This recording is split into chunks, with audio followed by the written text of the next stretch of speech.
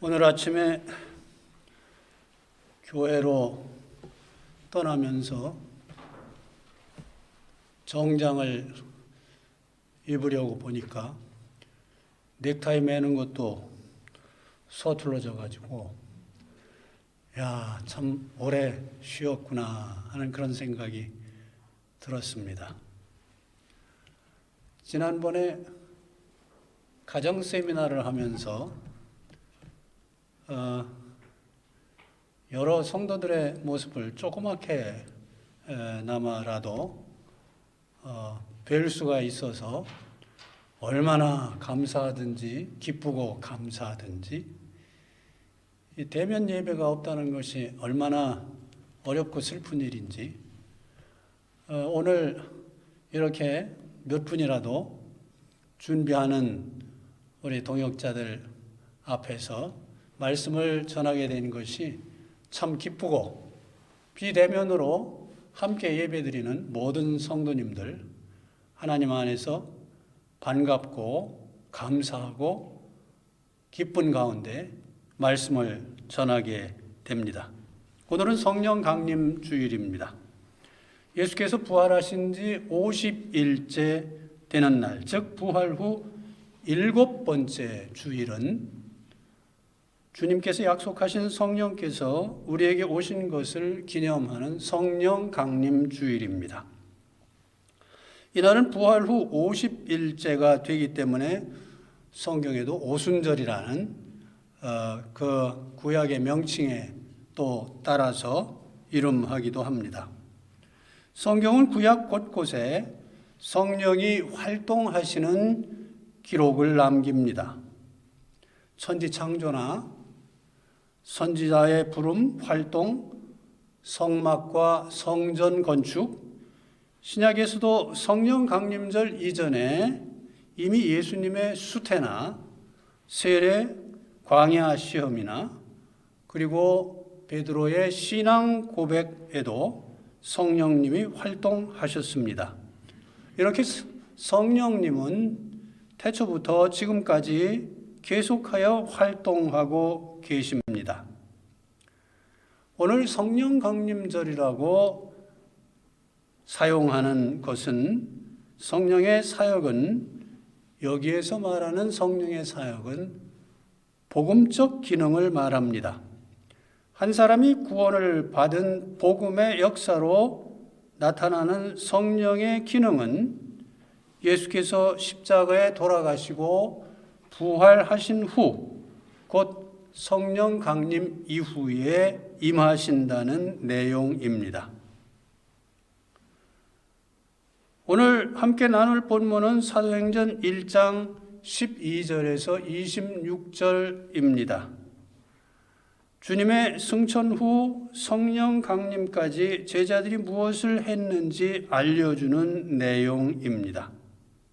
오늘 설교 중간중간에 본문을 짤막짤막하게 봉독을 하겠습니다. 제자들은 마음을 합하여 전혀 기도에 힘쓰면서 마띠아를 새로운 사도로 세웠습니다. 이후 2장에 오순절 성령 강림 사건이 기록되는 것을 보면은 오늘 본문은 주님이 약속하신 성령님을 기다리는 제자 공동체의 모습을 그리고 있다고 할 수 있습니다. 12절에서 14절을 봉독하겠습니다. 사도행전 1장 12절에서 14절. 제자들이 감람원이라 하는 산으로부터 예루살렘에 돌아오니 이 산은 예루살렘에서 가까워 안식일에 가기 알맞은 길이라. 들어가 그들이 유하는 다락방으로 올라가니 베드로, 요한, 야고보, 안드레와 빌립, 도마와 바돌로메, 마테와 및 알페오의 아들 야고보, 셀롯인 시몬, 야고보의 아들 유다가 다 거기 있어 여자들과 예수의 어머니 마리아와 예수의 아우들과 더불어 마음을 같이하여 오로지 기도에 힘쓰더라. 아멘. 이 시간에 예수님께서 세우신 제자 공동체가 어떻게 시작되었고 어떤 모습으로 진행되었는지 먼저 살펴보겠습니다. 주님께서는 먼저 몇몇 제자들을 여러 다른 환경에서 만나고 부르셨습니다. 그 이후 12명을 택하여 부르시고 사도라 칭하셨습니다. 상당히 오래전에 독일에서 만들어진 예수스라는 영화를 본 적이 있습니다.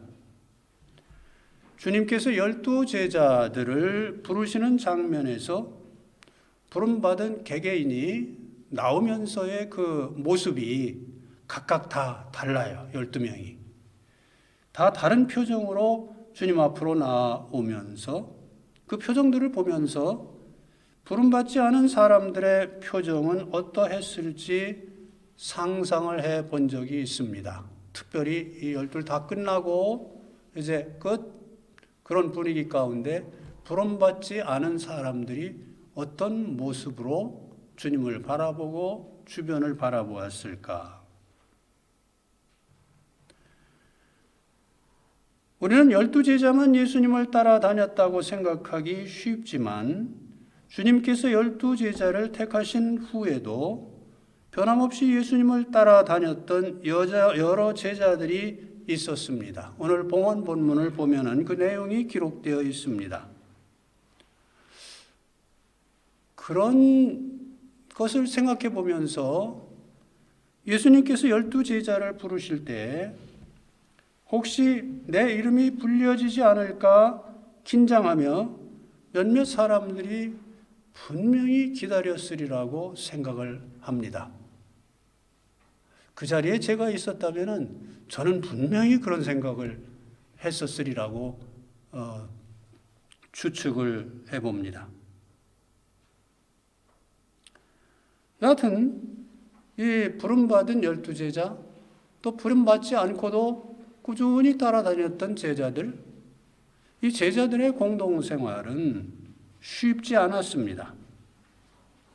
성경에 보면은 예수님의 제자들이 일반 대중이나 개인을 무시하는 장면이나 제자들 사이에서 누가 더 큰 인물인지 다투는 장면들을 복음서에서 쉽게 찾아볼 수 있습니다.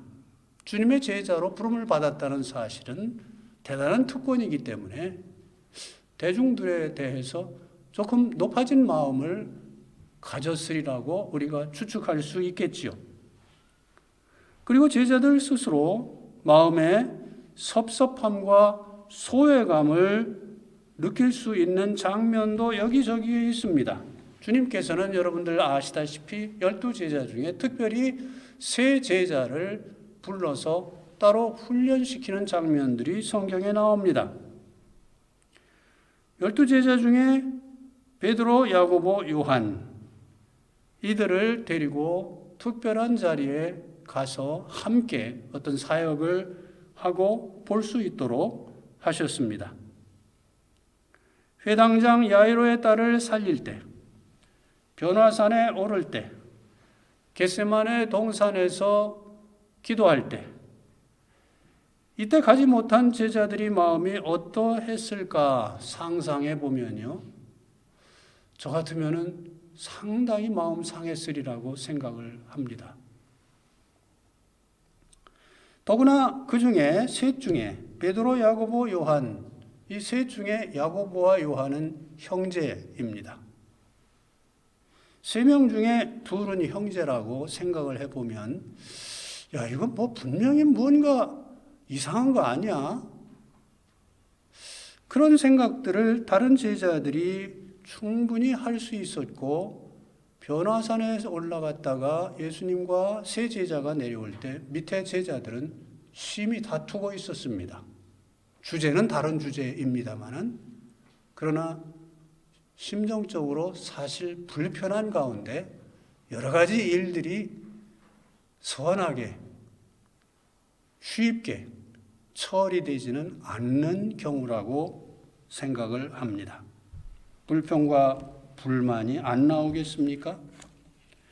이런 일들 후에 제자들 사이에 누가 더 큰지 다투기도 했습니다. 그러나 생각해 보면은 이것은 주님께서 이들을 훈련시키시고 공동생활을 정말 성숙하게 할 수 있도록 훈련시키는 3년 반의 과정 속에 들어있지 않을까 하는 생각을 합니다. 베드로, 야고보, 요한 이 셋은 특별 훈련을 받았습니다. 특별한 훈련이란 특별한 사명이 있기 때문에 받습니다. 야고보는 사도 중 최초의 순교자 역할을 했습니다.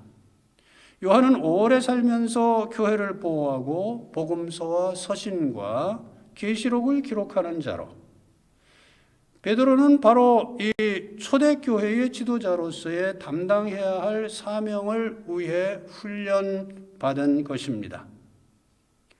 특히 베드로는 이 사명을 위해 다른 제자들보다도 더 심하게 주님을 배반하는 실패를 경험하면서 겸손해지는 훈련을 받기도 하였습니다.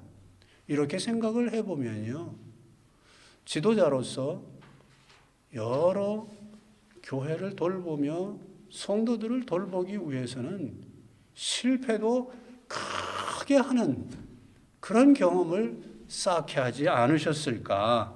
이건 제 생각입니다. 그런 경험들을 통해서 지도자로서 세움을 받았다. 공동체를 하나 되지 못하게 하는 여러 일들이 있지만 이런 것들을 하나님께서 나를 세우시고 훈련시키시는 과정이다라고 생각을 하면은 참 쉽게 아니면 편하게 받을 수가 있겠다 싶습니다. 공동체를 하나 되지 못하게 하는 중요한 원인 중에 하나가 무시당하는 아픔입니다. 제가 담임 목회를 떠나서 이제 1년 반 정도 이렇게 되는 이제 짐이 벗겨진 가운데 이런 생각 저런 생각을 많이 해보는데 참 이런 일들에 대해서 무시당하는 아픔이 얼마나 참 어려운가, 이런 생각들을 목회하면서 별로 깊이 묵상해 보지 않았다 하는 생각이 들 때가 있습니다. 인정받지 못한다는 슬픔과 분노, 심각한 소외감, 또한 우리들과 마찬가지로 제자들 중에는 여러 성격의 소유자들이 있었습니다. 버럭 화를 내는 성격도 있었고 잘 삐지는 성격도 있고 오해와 시기와 질투와 이런 누가 더 많이 주님과 함께 하는지, 누가 더 주님으로부터 사랑을 받고 있는지, 누가 더 중요한 위치에 있는지, 이런 것들이 성경에 다 기록되어 있는 것들 눈에 들어왔습니다. 공동체에서 다른 지체들에 대한 그릇된 소문이나 오해는 당사자와 진지한 대화 없이 그 테마가, 그 내용이 다른 데로 번져나가서는 안 됩니다. 나는 들었고 그것이 다른 사람한테 전달되는 그런 과정이 있어서는 안 됩니다. 아주 기쁜 소식이라는 것은요, 전화 한번 해서 확인해서 축하하면 그건 아주 자연스러운 일이죠. 그런데 좋지 않은 소문이라는 것은 확인하기도 어렵고 심리적으로 그런 것들은 은근히 즐기는 마음도 있는 것 같고, 그래서 확인 없이 슬금슬금 번져나가기 쉽습니다. 이것은 공동체를 망가뜨리는 아주 심각한 문제입니다.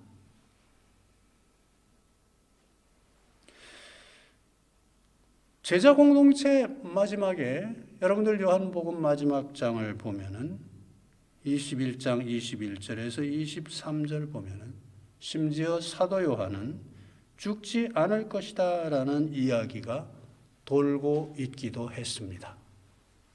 베드로와의 대화를 통해서 그런 말들이 충분히 오갔겠지요. 이러한 과정에서 신앙생활에서 가장 큰 시험은 자기 스스로 옳다고 주장할 때 나타납니다.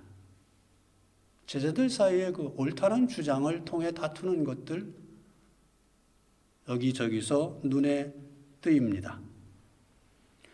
옳은 것을 겸손과 온유로 표현하는 지혜, 솔로몬이 말한 그 지혜, 그것은 그때 듣는 마음이라 이렇게 해설이 나옵니다.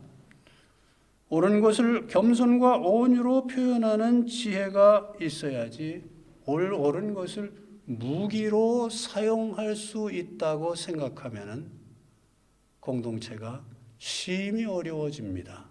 주장하는 자기 자신도 망가지게 돼 있습니다. 옳은 것은 겸손과 온유로 표현하는 지혜가 있어야 합니다.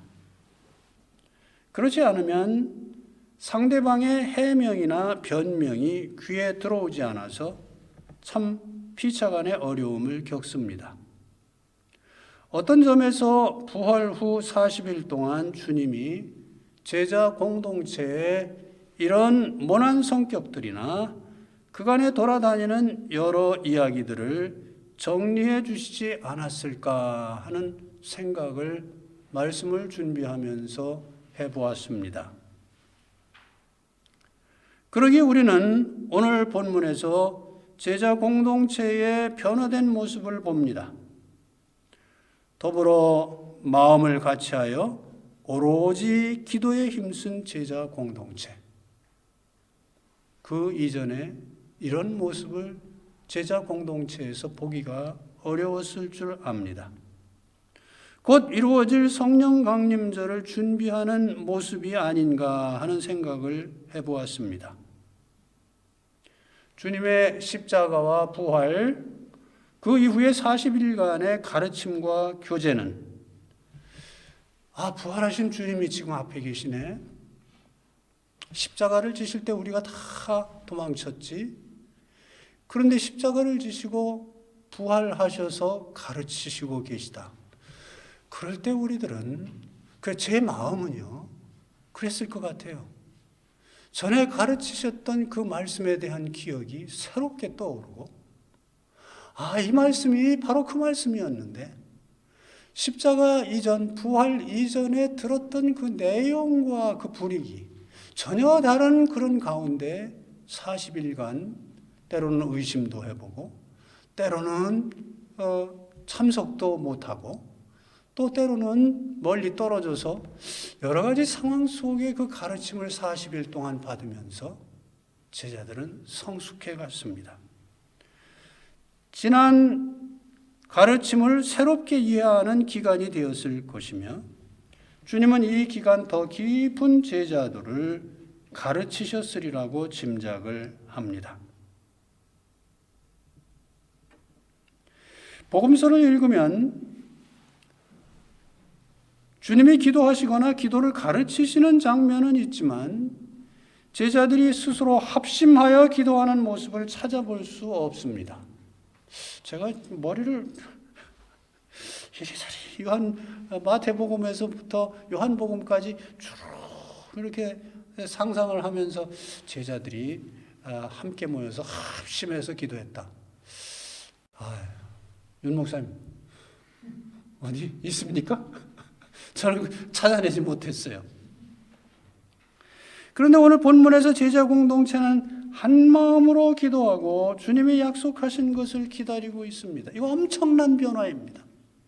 40일 동안 주님께서 방문하시고 개인적으로도 하시고 몇 명 그룹으로도 하시고 11제자와도 하시고 또 심지어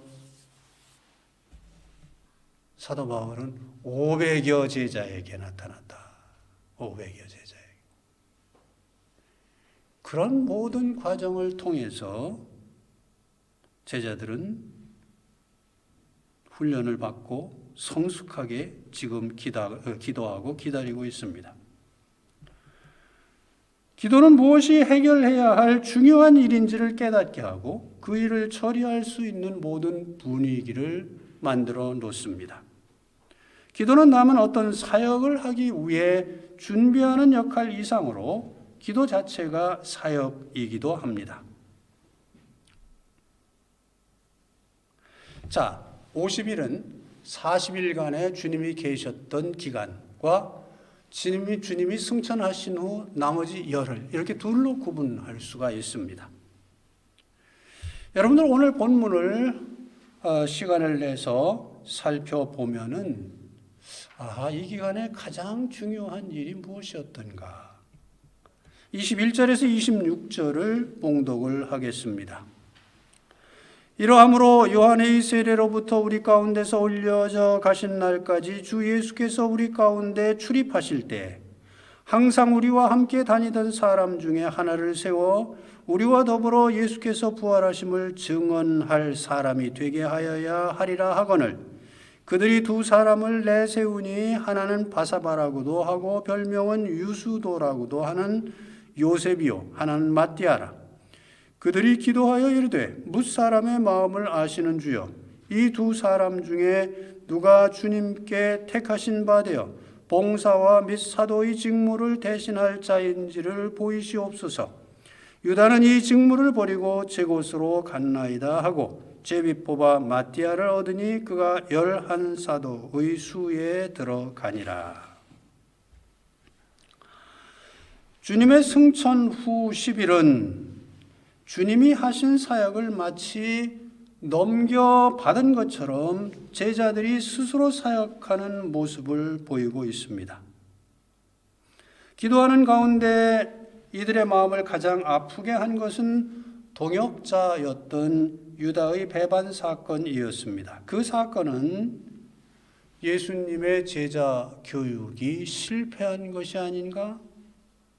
그렇게 비춰지기도 할 것이고 제자들의 공동생활에 심각한 허점이 있었던 것이 아닌가 하는 해석이 되기도 할 수 있었습니다.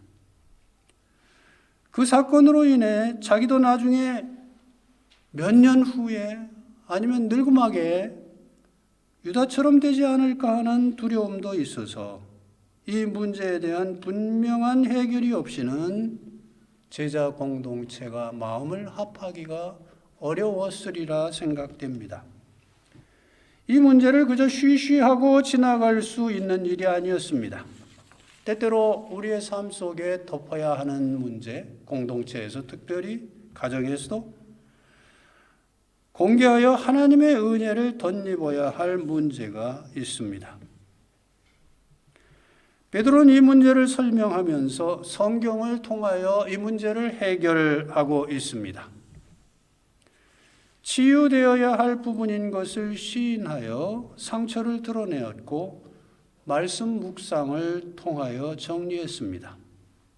그것은 성령께서 예언한 사건으로 미리 말씀하신 성경이 이루어진 것으로 풀이를 했습니다. 창세기의 요셉처럼 하나님의 선하신 뜻 안에서 문제를 이해하고자 했습니다. 제가 창세기 45장 5절에서 8절 한번 보겠습니다. 당신들이 나를 이곳에 팔았다고 해서 근심하지 마소서, 한탄하지 마소서. 하나님이 생명을 구원하시려고 나를 당신들보다 먼저 보내셨나이다. 이 땅에 2년 동안 흉년이 들었으나 아직 5년은 밭갈이도 못하고 추수도 못할지라. 하나님이 큰 구원으로 당신들의 생명을 보존하고 당신들의 후손을 세상에 두시려고 나를 당신들보다 먼저 보내셨나니 그런즉 나를 이리로 보낸 이는 당신들이 아니요 하나님이시라. 하나님이 나를 바로에게 아버지로 삼으시고 그 온 집의 주로 삼으시며 야곱 온 땅의 통치자로 삼으셨나이다. 그렇습니다.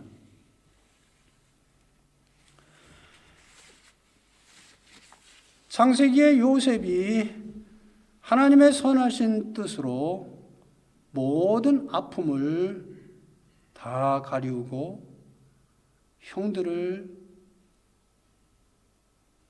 마음 가운데 품은 것처럼 이런 모든 것을 하나님 말씀과 기도로서 제자 공동체는 해결하고 있습니다. 더욱 중요한 것은 베드로의 이러한 설명을 모든 무리가 아무런 이의 없이 받아들였다는 점입니다. 어찌 보면 너무나 막연한 인용 같으며 일반적인 예언을 특수한 그 유다의 배반 사건에 적용한 것이 아닐까 하는 그런 해석도 할 수가 있는데, 제자 공동체에서 이것을 그대로 받아들이며 모인 무리는 기도하는 가운데 말씀을 사모하고 말씀의 권위를 인정하고 있었으므로 베드로의 이 해석을 무리 없이 용납했으리라고 생각합니다. 이 본문을 종합을 해보면요, 베드로나 모인 모든 무리가 하나님의 주권과 인간의 자유의지에 대하여 올바른 이해를 하고 있었다는 점, 중요한 일이라 하겠습니다. 신앙 공동체에서도 반드시 여러 문제점들이 나타납니다. 때로는 지도자의 인격이, 때로는 구성원들의 부도덕한 행동이, 때로는 정치적인 욕심이나 교리 문제로 인해 공동체가 심각한 위험에 처하기도 합니다. 이때 중요한 것은 개인적인 시비를 가리는 것보다 공동체의 유익을 위해 양보하고 인내하며 기도하는 가운데 말씀을 묵상함으로 해결해야 할 줄 압니다. 이번에 사도행전 1장을 묵상하면서 새롭게 저에게 떠오른 부분이 자유의지입니다. 이런 상상을 해보았습니다. 왜 주님은 유다가 배반하고 떠날 것을 아시고 새로운 제자 하나를 부르시지 않고 승천하셨을까? 왜 하나를 보충하지 않고 승천하셨을까? 아니면 주님께서 유다가 배반하여 떠났으니 다른 제자 하나를 세워 12명을 채워라. 방법은 제비 뽑기고 후보는 처음부터 지금까지 나를 따랐던 사람 중에서 추천을 하고 그 중에서 제비를 뽑아 세워라. 이렇게 명령을 하시고 승천하지 않으셨을까? 이런 과정이 전혀 없는 가운데 사도들을 세우신 분은 주님인데 베드로가 뭐라고? 베드로 자기가 뭐라고? 자기가 대표가 되어서 사도 하나를 세우는가? 왜 그럴까? 주님이 왜 그렇게 하셨을까? 그 과정은 지금 일반 교회에서 하는 직분 세우는 과정과 거의 흡사한데 왜 이 과정이 성령 강림절 전 열흘 속에 포함되어 있을까? 12제자는 주님이 부르셨으나 이제 제자 공동체에서 책임지고 사도 하나를 세우는 일을 스스로 했습니다. 기도하고 묵상하면서 개인적으로 자유롭게 자신의 의사를 표명했습니다. 성령 강림절 전에 공동체에 나타난 모습입니다. 마치 성령 강림을 준비하는 과정처럼 보이기도 합니다. 그것은 지금 교회들 속에 나타나는 어떤 조직과 교회의 질서를 유지하는 중요한 방법이기도 합니다. 성령 강림으로 모든 문제가 해결되지는 않습니다. 하나님 안에서 자유롭고 성숙하게 교회를 섬기고 개인의 삶을 지켜나가고 자녀를 기르고 그러한 성령 안에서의 성숙한 분위기 속에서 우리가 살아야 합니다. 그게 열흘간 제자들이 훈련받은 과정이라 하는 그런 결론을 내렸습니다. 성령 강림으로 우리가 이제 성령께서 강림하셨으니까 성령께서 주관하실 거야. 시키는 대로 하면 돼. 근데 그렇게 안 돌아가지요? 모든 것을 성령님이 역사하시지 않으셔서, 하나님이 택하지 않으셔서, 하나님이 감동시키지 않으셔서, 하나님이 막지 않으셔서, 하나님이 도와주지 않으셔서라고 말을 한다면은 이 세상에 우리가 책임져야 할 일은 하나도 없습니다. 괴로워할 일도 없지요. 마땅히 성령님께서 일하실 수 있는 그릇을 교회가 마련해야 되고, 제자들은 그것을 마련한 첫 번째 공동체다라고 생각을 해 보았습니다.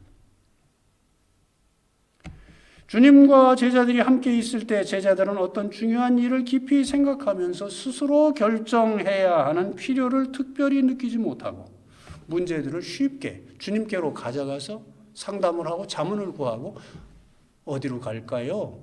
이번 여행은 뭐 쉽지요. 그런데 하나님이 우리를 그렇게 놔두지 않으셔요. 자, 성령은 어떻게 하시는가 한번 봅시다. 성령께서 오심으로 그 성령님이 우리를 도와주시지만 성령께서 우리를 도와주신다라고 우리는 느끼지 못하고 우리 스스로 결정을 합니다. 근데 보니까 성령께서 도와주셨던 거구나. 아, 내 힘이 아니었구나. 내 지혜가 아니었구나.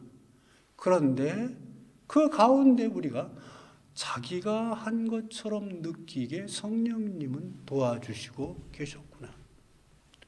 이것은 자녀를 기를 때도 마찬가지입니다.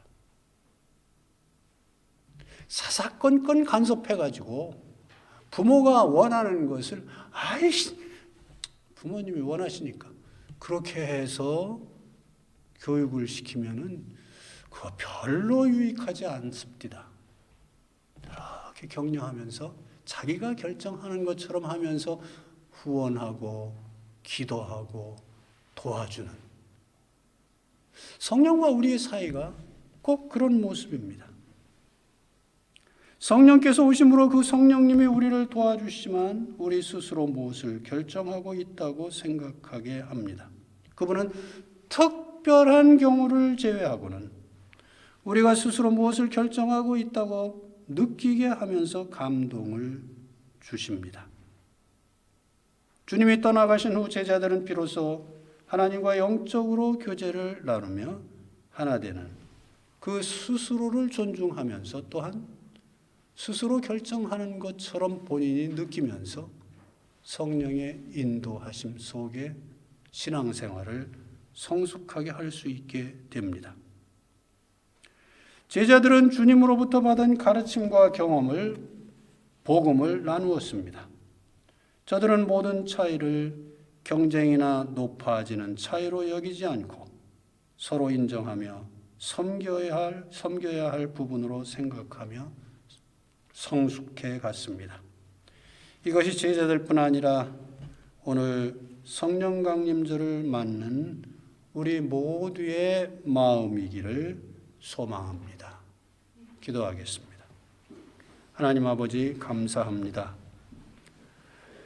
우리가 교만하여서 내 스스로 무엇인가 이루어냈다라고 생각한 적이 많이 있는데 실은 성령께서 우리를 감동시키시고 생각나게 하시고 결정하게 하시고 또 돕는 사람들을 보내주셔서 그런 일들을 이루어낸 것임을 참 뒤늦게 깨닫고 감사를 드립니다.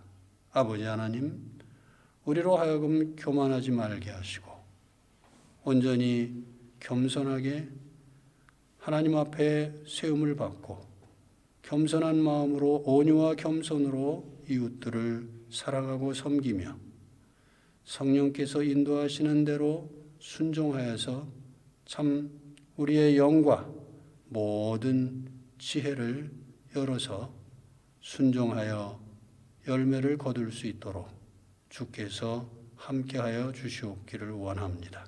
예수님의 이름으로 기도하옵나이다. 아멘.